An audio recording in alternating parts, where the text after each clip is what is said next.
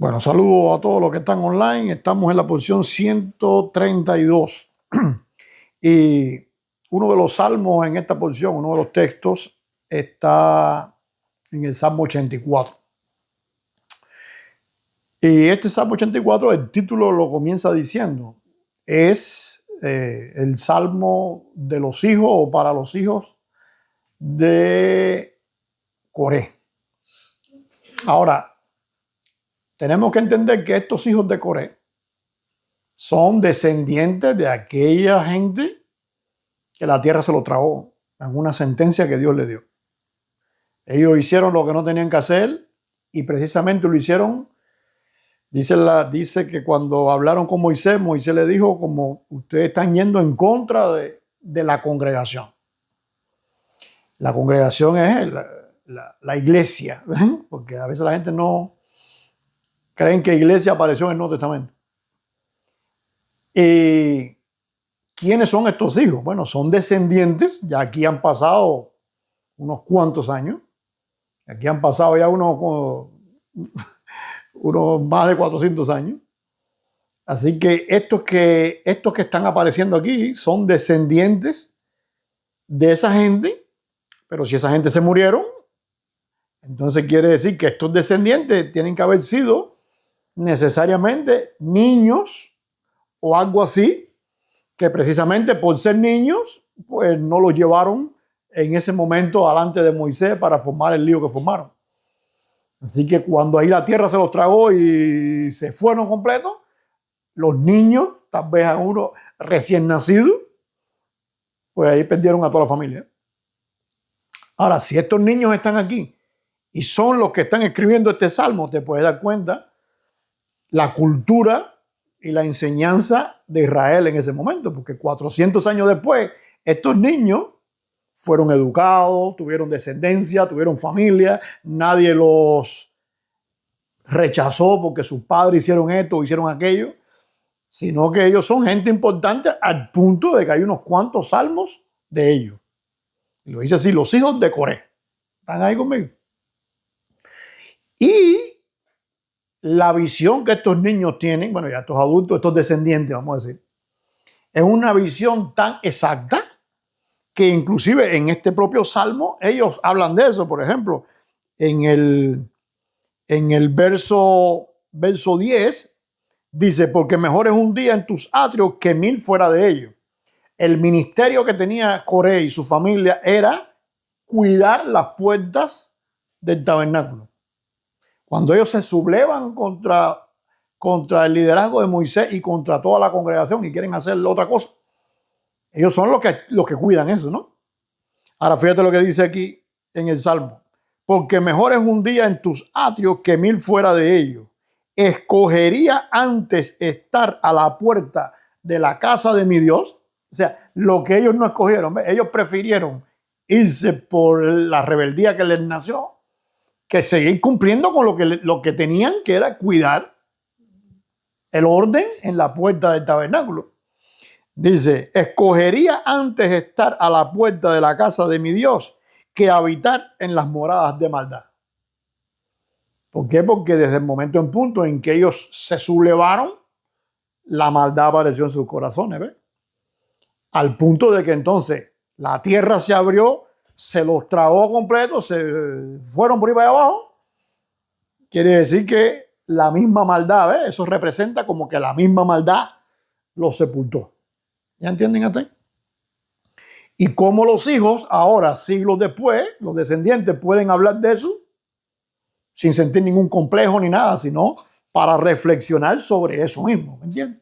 O sea, yo anhelo tanto estar en la presencia de Dios que no puedo dejarme llevar por ninguna arrogancia, ni por ninguna maldad, ni por nada de eso, y perder un minuto ahí. O sea, prefiero seguir, en el caso de ellos que estaban fuera porque eran los que cuidaban, prefiero no perder un minuto ahí afuera, ya no adentro, ahí afuera, que irme con la que no tengo que irme. ¿Ya entienden hasta ahí?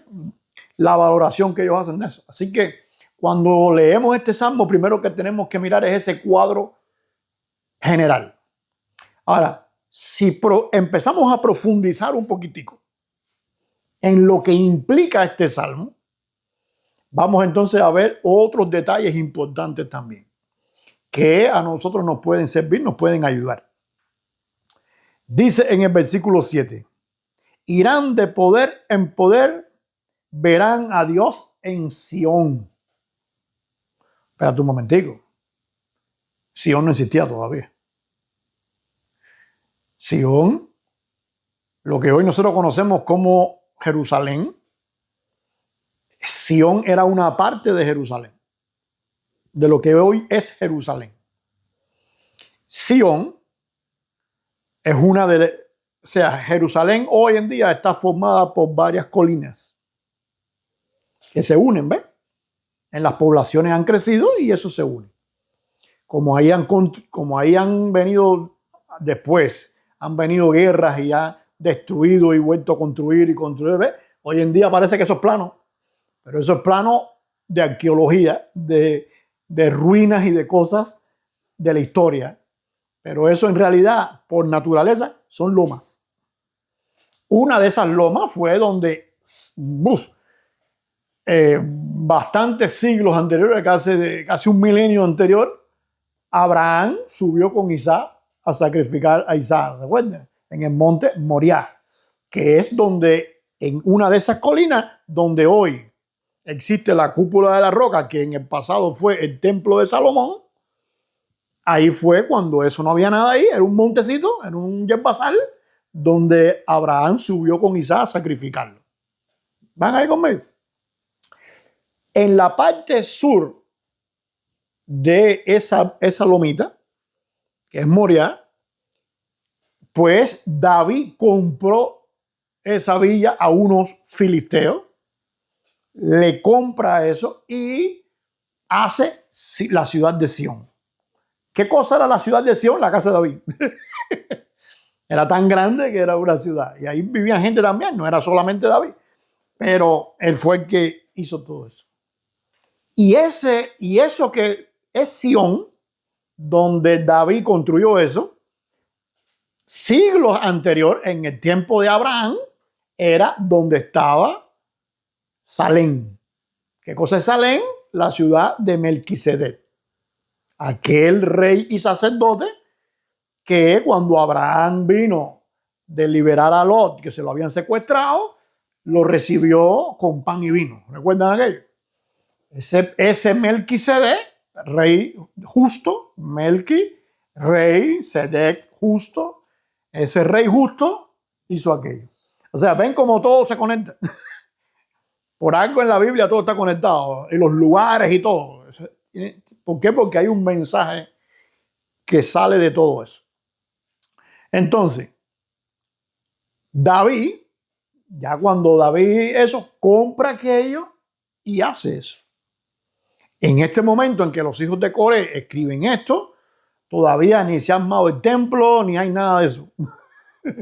Eso lo hacen ellos en el proceso en que David está en la lucha con Saúl y está agarrando el trono y Saúl está en su perreta, en su llantén y toda esa historia. Muere Saúl, ¿ves? Todo eso hay un proceso. No fue que David llegó, compró, ¿ves? David compró eso ya cuando tuvo recursos para comprar aquello, porque tú no compras la cosa. David era un conquistador y él podía haber conquistado aquello. Pero en la mentalidad hebrea, usted no puede este tipo de cosas conquistarlas. Usted tiene que comprarlas. Que es lo que no entienden los estúpidos estos hoy de las conspiraciones y todas esas cosas. Que te empiezan a decir que Israel está acabando con los palestinos para quedarse con aquello. Si Israel quisiera eso, ¿tú crees que la cúpula de la roca existiera? Y menos administrada por los propios palestinos. Si ese es el lugar del templo. O sea, es absurdo. Pero lo que ellos han hecho desde años atrás es simplemente comprar territorio. Llegan a donde está un árabe, llegan a donde está un palestino llamado palestino y le dicen, te compro la tierra. ¿Cuánto vale esta tierra? No, $100,000, dame acá la tierra. Compra la tierra. ¿Qué pasa? Que como esos palestinos, no todos, pero la gran mayoría, son parecidos a los de Irán, porque es la misma mentalidad esta, que mentir no tiene ningún problema, pues entonces vienen ahora y dicen, oye, devuélveme la tierra, como que te la devuelves si yo te la compré.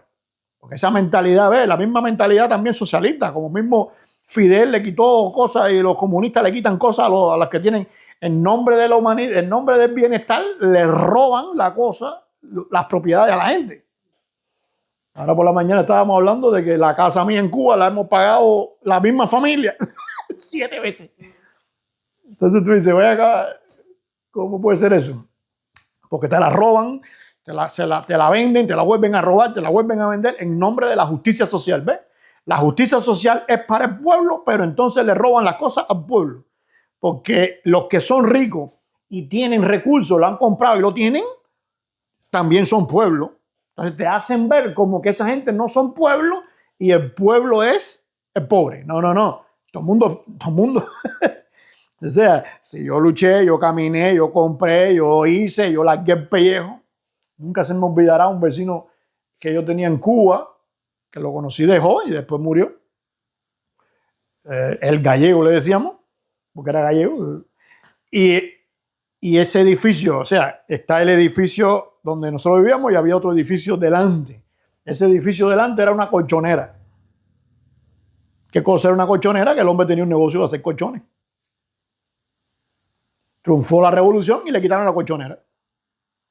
Y ese gallego se sentaba todos los días como una persona ida. Los muchachos jugábamos ahí, todo esto, ¿ves?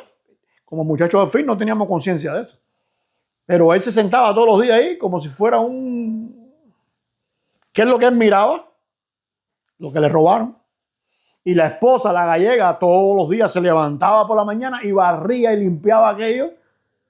Y nosotros protestábamos, oye, pero tú no eres la dueña de esto. Sí, sí es la dueña de eso. Y por eso limpiaba, porque eso era de ella. Se lo robaron, pero era de ella. Entonces, en la mentalidad hebrea, la mentalidad bíblica no funciona así. Entonces, David, ¿qué hizo? Aquellos eran filisteos, él luchó contra David, pero él se lo compró. Como mismo Abraham, cuando vinieron a regalarle un lugar tremendo para que enterrara a Sara, su esposa, que dijo Abraham, no, no, no. ¿Cómo yo voy a permitir que tú me regales algo y que a mí no me cueste nada cuando yo voy a poner ahí el cuerpo de mi esposa, que es la que ha estado conmigo toda la vida? Yo tengo que poner a mi esposa en un lugar que a mí me haya costado. Porque es por dignidad, o sea, ella se merece, ¿no me entiendes?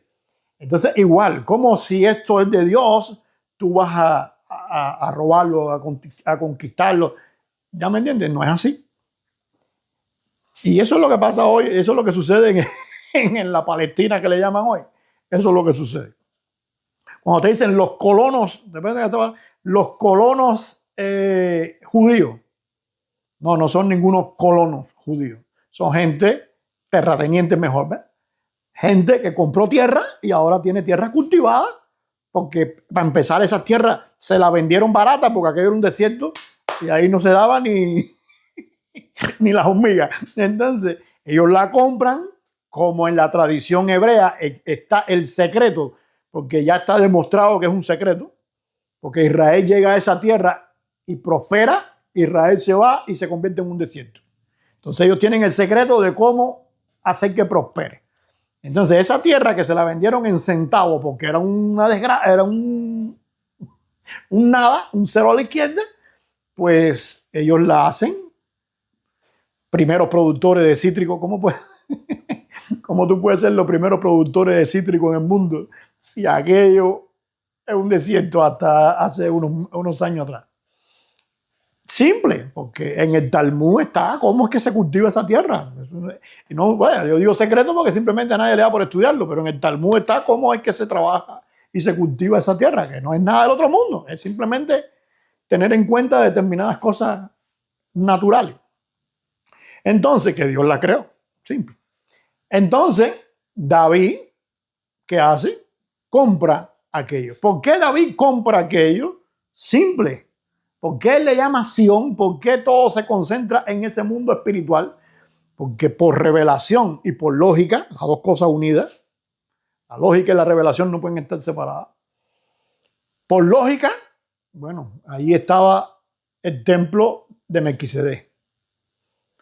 Allí Abraham fue a sacrificar a Isaac, que es los patriarcas, los padres espirituales de Israel.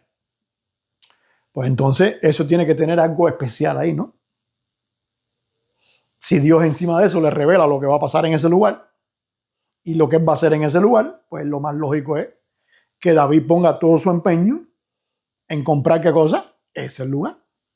Y hoy en día en la arqueología ya se han descubierto los cimientos y mucha de la arquitectura de esa ciudad de David.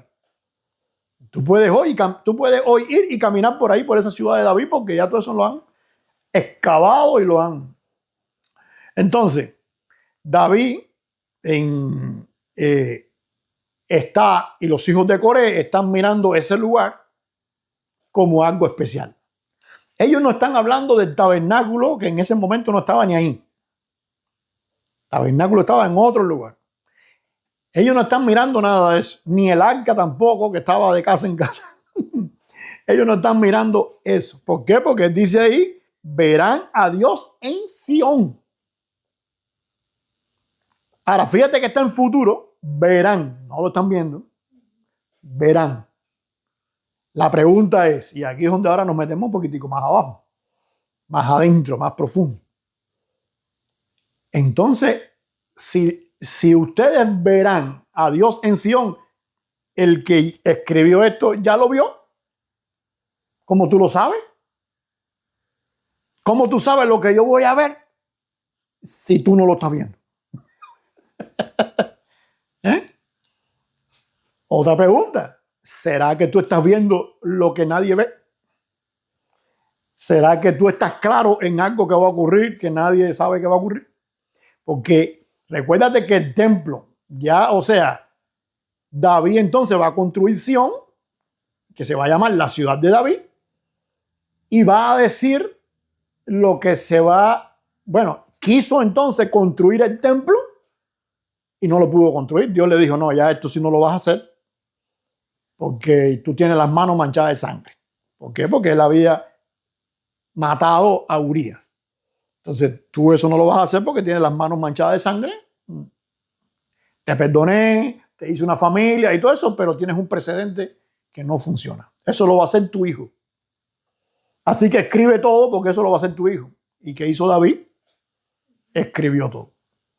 ¿Qué escribió David y qué hizo? El Sidur, los salmos, lo organizó. No tan solo los que escribió él, sino también los que habían escrito los hijos de Coré, los que habían escrito otros personajes, y todo eso lo juntó. ¿Entiendes? Y ese es el libro de los salmos. Entonces, ellos están viendo algo que la gente no ha visto. ¿Qué cosa es? Dice ahí, irán de poder en poder y verán a Dios. ¿Qué es lo que se va a ver entonces? A la deidad, a Dios. Van a tener un encuentro con Dios, ¿dónde? Ahí. Y cuando tú dices Sión, te refieres también entonces a la explanada del templo. Eso se va caminando. Estoy hablando ahí de unos metros, ¿no? ¿Ves? Eso es de lo que está pasando ahí. Ahora, después que tenemos ese cuadro, vamos a pensar ahora en esto otro, para ir en esa profundidad, sacarle provecho. ¿Cómo debe ser la vida de una persona que Dios le está mostrando lo que va a pasar, lo que va a hacer, y que esa persona puede ser inclusive que no llegue a ver físicamente lo que va a hacer? Porque David no vio el templo nunca, físico. Ahora, para tú poder armar todos los detalles del templo, para que cuando tu hijo venga lo haga, tu hijo menor, porque ni siquiera era el hijo mayor, tu hijo más chiquitico, y ya el hijo para la vejez.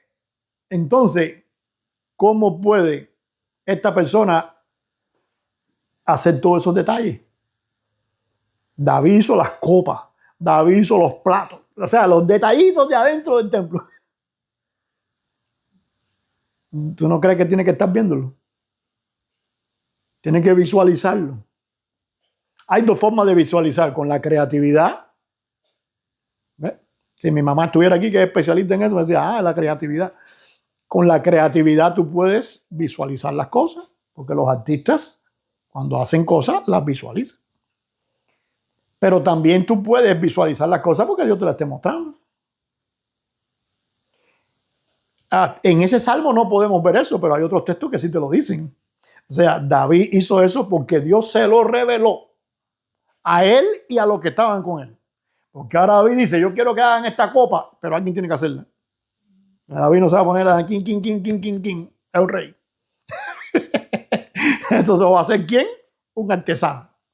Y tiene que hacer, y cuando aquello David no tenía libreta para hacerle una copa y mira, darla así. O sea, las libretas ahí no existían, el papel. David cuando escribía, eso era ya, para que se quedara ahí grabado. Eso no es para borrarlo y volver las manos. Así que la persona que lo va a hacer, imagínate tú, cada vez que hay una copa, ¿el rey es así? No, no es así. Hazle otra rayita. Hermano, me va a volver loco. No. ¿Cómo Dios resolvía eso? Simple. Esos artesanos, Dios les mostraba cómo hacer las cosas. También te lo explica la Biblia que era así. Entonces, teniendo en cuenta eso, podemos deducir fácilmente que David y los hijos de Coré y todos los que estaban con él, pues simplemente tenían por visión divina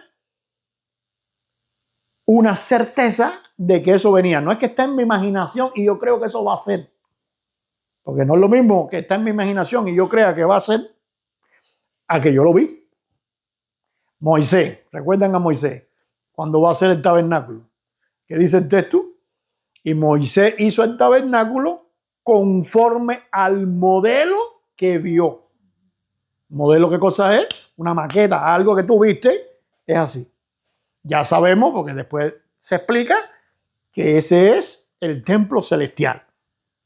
Por eso es que, por ejemplo, la palabra Jerusalén, en hebreo Jerusalén, esa terminación in es plural. Entonces, si Jerusalén es una, ¿por qué la palabra es plural? O sea, cuando tú dices Jerusalén en español, termina en hebreo ese en es plural.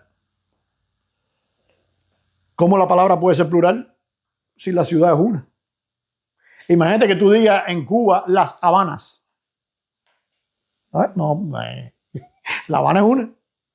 Las Miami. No, las Miami no existe, hay un Miami. Los Queicorales. No existen los Queicorales. Porque Queicora, ¿qué cosa es? Uno. ¿Entienden lo que quiero decir? O sea, ¿por qué ellos le ponen un nombre que es plural? Simple. Porque es un modelo de otro celestial. Entonces hay dos. Hay uno aquí en la tierra, en el que tú entras, y hay uno celestial por el que se guió el que está en la tierra. Por eso es que Jesús dice que se haga tu voluntad en la tierra como en el cielo. ¿Por qué? Porque hay un modelo en el cielo que la tierra tiene que seguir. Cuando la tierra no sigue ese modelo, no quiere decir que la tierra no existe. La tierra existe como mismo existe el otro.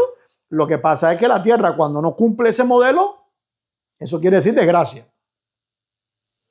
Porque cuando algo no sigue el modelo, se autodestruye. Si tú ahora el carro tuyo dice, se le echa gasolina y tú quieres echarle diésel, ¿qué pasa? Lo rompiste. Porque tú tienes que seguir el modelo. ¿El modelo cuál es? Gasolina. Tienes que seguir eso. Cuando en la tierra se hace lo que no tiene que ver con el cielo, pues la tierra lo que nos toca es desgracia. Ahora, en el caso de Jerusalén, esa es la base. Cuando no pasa en Jerusalén terrenal lo que debe pasar o lo que está pasando en la Jerusalén celestial, pues simplemente hay una desconexión y eso lleva destrucción. Por eso imagínate tú, si el rey del cielo llega a la tierra, camina por Jerusalén y lo quieren matar, Por eso es que Jesús no hacía falta profecía. Hay quien dice que eso no fue una profecía de Jesús. Lógica. ¿Qué dijo Jesús? Aquí no va a quedar piedra sobre piedra. ¿Y qué pasó 40 años después? En el momento no pasó. 40 años después, ¿qué pasó? No quedó piedra sobre piedra. Simple. Porque dice Jesús, si yo que soy ¿cómo se llama? El centro del árbol. Y quieren destruirme, ¿qué no van a hacer con ustedes que son los gajos? Entonces imagínate tú, si quieren destruir a Dios, quiere decir que lo que ellos están haciendo aquí abajo no tiene nada que ver con lo que está pasando aquí arriba. La voluntad de aquí arriba es una y la voluntad de aquí abajo es otra. Ahora, regresando entonces a los hijos de Coré, al Salmo, ya después que tú tienes este cuadro general, regresando al Salmo, entonces te das cuenta en ese momento lo difícil que era para ellos mantenerse en esa visión. O sea, llevar adelante eso. Dios me ha dicho esto, me ha mostrado esto, y yo hago este salmo, irán de poder en poder y verán a Dios en Sión. O sea, si tú posiblemente el que leía el salmo en ese momento, que no fuera David, que también tiene la visión, pero se la leía a otra gente, decía, ¿qué lugar es ese? ¿Dónde es el Sión ese? ¿Dónde está eso? Están hablando de algo. Y eso entonces nos hace ponernos a nosotros en perspectiva. Entonces, ahora vamos a ir un poquito más profundito. ¿Cuántas cosas en nuestra vida podemos saber que van a hacer, pero no la estamos viendo? Y al no estarla viendo, pues muchas veces nos desanimamos, muchas veces. Por ejemplo, cuando uno viene a Dios, Dios dice, voy a cambiar tu vida. Pero ese cambiar tu vida no es que la persona se convierte y al otro día es un santo que vuela con alitas, ¿ves? Tipo, tú cometes errores, tú haces lo que no tienes que hacer, ¿ves? Vas mejorando, pero todavía lleva un lastre. Y muchas veces la gente te va a decir, mira tú y eso que tú dices que tú eres. ¿Qué clase de cristiano tú eres? ¿Ves? Entonces, cuando tú recibes eso y eres verdadero, porque también, espérate un momentico, también está el que es falso. O sea, también está el que quiere serlo y no lo es. Eso también existe. Pero cuando tú eres verdadero y tú sabes que hay un modelo para ti diferente del que tú eres, pues entonces, aunque hay crítica, aunque no se ve, aunque no está la ciudad, aunque tu vida no está construida, aunque faltan cosas por hacerse, pero tú sigues ¿dónde? Caminando pasión. ¿Entienden ustedes? Y eso es lo que ellos están poniendo acá. Así que ahora entramos en una paradoja y en un dilema. Muchas veces las personas, y siempre hablamos de la fe y de la fidelidad de las personas para con Dios. Y muchas veces lo más que hacemos es hablar de la fidelidad de Dios. Algunos se han preguntado, ¿y pudiera Dios tener fe? A ver, digo, se supone que la fe es que yo creo en Dios. Pero si Dios tiene fe, entonces quiere decir que hay otro Dios, ¿no? Porque ¿en quién Dios tiene fe? Bueno, hay varios textos que hablan de la fe de Dios. Lo que pasa es que como la gente no entiende, y a veces tú pensarás que los que no entienden son los que no saben de Biblia. No, a veces los propios traductores, los propios estudiosos no entendemos. No vaya a pensar, porque la Biblia es un texto sumamente complicado, pero también sumamente profundo. Porque te habla de cosas que tú no las ves, son cosas de arriba, son cosas de Dios.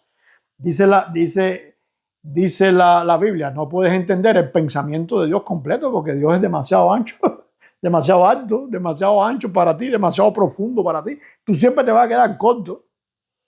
Inclusive el apóstol Pablo, que es una de las personas que conocemos más iluminadas, y dice el apóstol Pablo, ahora miro con un velo. O sea, hay cosas que no... Pero un día veré cara a cara. Ya eso será en otro momento. Por ahora me cuesta trabajo algunas cosas que no las puedo entender completamente. Hay cosas que yo entendí hace 20 años y hay cosas que yo entiendo hoy que hace 20 años ni me las imaginaba. Porque, y hay cosas que habrán dentro de 20, pero 20 años más. Espero llegar a 20 años más. Dentro de 20 años más no la entenderé de ahora. Entonces, pero, por ejemplo, en el libro de Romanos, capítulo 3, versículo 3 dice: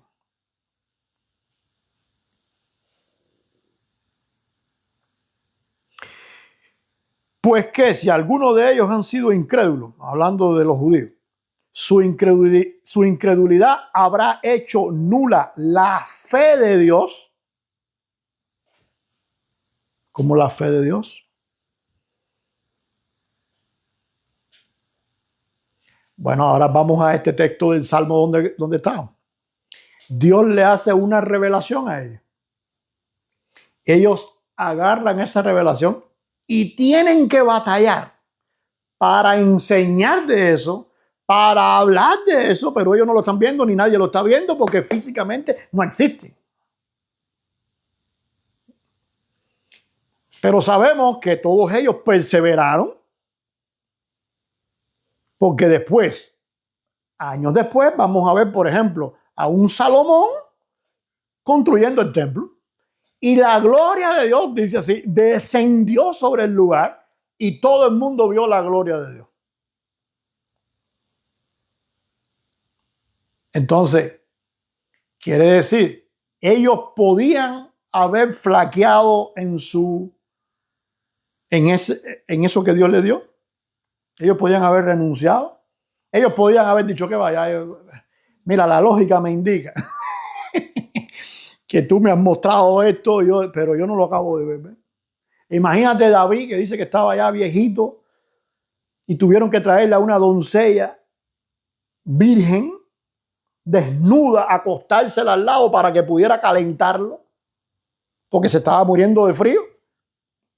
Y la gente, los mismos, dijeron, wow. O sea, que David, que era un guerrero, llegó un momento que era un viejito, que era un cero a la izquierda. Entonces tú dices, ¿tú te imaginas a David en ese momento qué pudiera decir él? Mira para el lado y no ve el templo ni ve nada. Ve a los hijos fajados entre ellos, ve a dónde va a llegar esa nación. Pero David perseveró, bendijo a Salomón y sabía que Salomón era el que iba a ser el rey porque Dios se lo había mostrado. Salomón no sabe eso lo sabe David. Entonces, él en ese momento, ¿tú crees que no podía haber dicho? Porque me he pasado toda la vida creyendo en una cosa que al final no ha sido. ¿No ves? ¿Cuántas veces nosotros mismos no pudiéramos flaquear? Dios nos atrae a Él, quiere que nuestra vida cambie, quiere hacer cosas especiales con nosotros y nosotros no tan solo tenemos el ataque de los de afuera, sino también tenemos la propia flaqueza de nosotros, que cometemos errores, que hacemos. Y llega un momento que tú pudieras decir, bueno, si yo soy un saco de basura, ¿qué? ¿Ya entiendes? O sea, tú pudieras. Pero si Dios te llamó, es porque Él te evaluó. ¿Entienden hasta ahí? ¿Por qué Dios llama y selecciona a los hijos de Coré? Si la historia que Dios tiene en sus manos es que la familia de ellos son unos traidores. ¿Y por qué entonces Dios ahora, después de tantos años, a esta descendencia los llama para hacer salmos? Que ya si están haciendo un salmo, son cosas que tienen que ver con el adentro, ya no con el cuidar la puerta. O sea, que Dios le ha multiplicado la responsabilidad. Ya no es cuidar adentro, ahora es la parte emocional, la parte de conexión, la parte de aprendizaje de lo que la gente va a hacer cuando entre ahí adentro. ¿Te imaginas eso? Bueno, Dios tiene que en alguna medida confiar. La pregunta es, ¿Dios en quién confía? Porque si Dios confía en él, hay un problema ahí. La propia Biblia dice, maldito el hombre que confía en el hombre. Entonces, si el hombre no puede confiar en el hombre, ¿cómo Dios va a confiar en el hombre? Pero ahí es donde está la diferencia. La fe de Dios, la fidelidad de Dios, la esperanza de Dios, no está en el hombre. ¿Está en quién? En él mismo. Cuando nosotros analizamos el nombre de Dios, ¿qué significa el nombre de Dios? El que era, el que es y qué más. El que será. ¿Será qué quiere decir? Futuro. ¿Y por qué Dios es tan certero en el futuro? Simple, porque Él es eterno. Y Él confía en su eternidad. Él no tiene duda.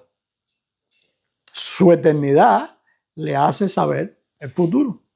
Así que cuando Él dice, esto es lo que va a hacer, esto es lo que va a hacer. ¿En quién entonces confía Dios? ¿En el hombre? No. Dios confía en Él mismo. Que lo que Él hace es perfecto. Y cuando Él llamó a estos hijos de Coré, Él evaluó, puso en la balanza, en todo. Tuvo en cuenta todo. Pero encima de eso sabe el futuro. Porque para Él no hay futuro. Futuro para Él no existe. Entonces, ¿qué pasó?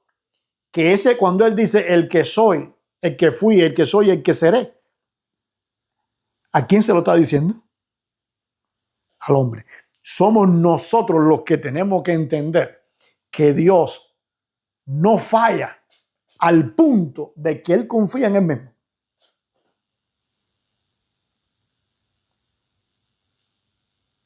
Yo tengo tremenda fe en Dios, yo no tengo fe en mí. Yo en mí no confío, vaya, para que tenga una idea. ¿Por qué? Porque nosotros los seres humanos decimos una cosa hoy y después empieza a llover y no podemos hacerlo. No sé. Yo no puedo confiar en mí. Pero Dios no. Dios sabe que aunque empiece a llover, Él lo va a hacer. Aunque todo va en contra, Él lo va a hacer. Aunque parece que no hay solución, que no hay expectativa, que no hay futuro, Él lo hace. ¿Por qué? Porque Él es eterno. Su eternidad demuestra que Él no tiene fallo. Si Dios tuviera fallo, no puede ser eterno. Porque esa posibilidad de fallo le hace dejar de existir. El hecho de que Él es eterno indica que no hay fallo. Entonces, cuando dice la Biblia que Dios tiene fe, ¿en quién es la fe? Vamos a volver a leer el mismo texto para que usted vea. Dice, Pablo está hablando de los judíos. Dice, los judíos Dios le confió la escritura, Dios le confió la palabra, Dios le confió la revelación. Y los judíos matan a Jesús en la cruz. Bueno, o matan a los romanos, pero ellos estaban en función de eso. Todo el mundo lo mató, no fueron los judíos, todo el mundo. Pero ellos participaron, no lo aceptaron. ¿Qué pasó entonces? Oh, mira, los judíos son malos. Es lo que han hecho hasta ahora los seres humanos. Pero Israel, ¿dónde está? Ahí. Tenemos ese dicho judío que me encanta. Am Israel Hay. ¿Qué quiere decir eso? El pueblo de Israel vive. ¿Vive a pesar de quién? A pesar de que es la única nación en la historia de la humanidad que varias personas a lo largo de la historia ha dicho, voy a eliminar a esta gente completo. Y no han podido. Gente con power, ¿no? Porque yo digo, yo no soy nadie, pero no han podido. ¿Por qué? Porque sigue siendo una nación importante, sigue siendo una nación, la nación que más premios Nobel tiene en la historia de los premios Nobel, la nación ahora mismo es más chiquita que una provincia de Cuba y sin embargo está ahí en medio de vecinos que le quieren arrancar la cabeza y ahí está. Y siempre aparece una solución para ellos. ¿Por qué? ¿Porque ellos son bárbaros? No. Porque Dios fue el que lo escogió. Le gusta a quien le guste a Candice Owens, a Tucker Carlson, a quien sea. No lo van a poder eliminar. Nunca. Es más, el regreso de Jesús a la tierra está condicionado por ellos. Va a pasar algo con ellos que eso será la segunda venida de Jesús. Cuando la totalidad de los gentiles haya entrado, sí, cuando la totalidad de los gentiles haya entrado y ellos clamen a Dios, no cuando los gentiles clamen a Dios, ellos clamen la salvación. Y eso traerá la conversión. Pero no solamente la conversión, sino la presencia de la segunda venida de Jesús. Así que, ¿en quién podemos apoyarnos para estar seguros de eso? ¿En los judíos? No. ¿En la capacidad de ellos que la tienen? No. Inclusive, los sionistas, por ejemplo, creen que la capacidad es de ellos. Por eso a veces hay algunos ortodoxos que no están de acuerdo con los sionistas. Porque creen que la capacidad es de ellos. ¿Por qué? Porque en esa espera, como la de los hijos de Coré, en que lo que tú sabes suceda, pero a la vez que no sucede, hay momentos donde tú te crees, si yo hago esto, entonces consigo aquello. Y hay otros momentos donde tú dices, bueno, aquí esto no es, por más que hago, no pasa. ¿Ves? Hay esas dos luchas y situaciones.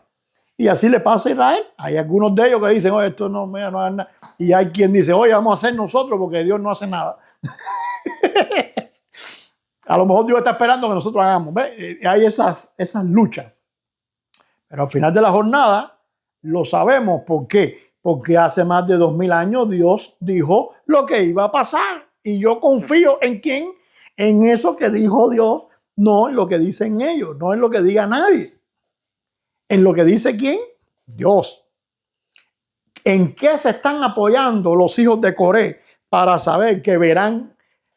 Ustedes que no creen en lo que yo digo, verán el poder de Dios en Sión. ¿En qué se basan ellos para tener eso? En que ellos dicen, espérate un momentico, si Dios confía en Él y Dios es eterno, pues entonces yo sería un tonto si no confío en Dios.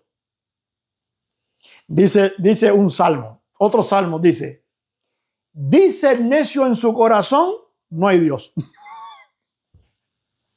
¿Por qué? Porque es necio, o sea, es absurdo. Es absurdo pensar que porque yo no puedo lograr las cosas, Dios no las puede lograr. Entonces yo tengo que confiar, no en lo que yo haga, no en lo que haga nadie, sino en lo que Dios va a hacer. Ahora, Dios entonces escoge a este tipo de personas que se proyectan con esa fe por encima de todo. ¿Y por qué Dios los escogió? Por eso mismo. Porque las cosas que Dios hace son tan perfectas que Él sabe que esa persona va a hacer eso. Y va a luchar contra viento y marea. Va a luchar contra... ¿Entienden así? Y puede ser que David un día estuviera arriba, los hijos de Corea un día estuvieran arriba, un día y otro día estaban abajo, porque es normal en el ser humano. No quiere decir que tú estés 100% ahí, no, hay veces que tú te desanimas, hay veces que tú no ves solución, hay veces que tú te decepcionas. Todo eso ocurre porque el ser humano, esa es parte del ser. O sea, si eso no pasara, no somos seres humanos. Somos seres humanos. ¿Qué sucede? Que Dios te escogió para que eso, en medio de esas situaciones, tú sigas adelante. Y eso es lo que está pasando. O sea, que ahí vimos una dimensión más profunda de este salmo. No tan solo toda la grandeza de lo que pasó con el salmo, sino que el Salmo nos está llamando a nosotros, nos está estimulando a nosotros, nos está exhortando a nosotros. Si tú realmente crees en Dios, Dios también cree en ti. ¿Por qué? ¿Por qué Dios cree en ti? ¿Porque Dios cree en que tú eres suficientemente fuerte? No, porque Dios cree en el que te seleccionó a ti. ¿Entiendes? Como Dios cree en él, pues entonces cree en ti. ¿Están ahí conmigo? Dios entonces nos bendiga y permita que en medio de las adversidades, en medio de las luchas, en medio de las contiendas, en medio de los desánimos, en medio de las decepciones, en medio de la realidad que estamos viendo, nos mantengamos en la realidad de Dios, en lo que Dios pone, en lo que Dios nos llama y en lo que Dios va a hacer. Bendiciones.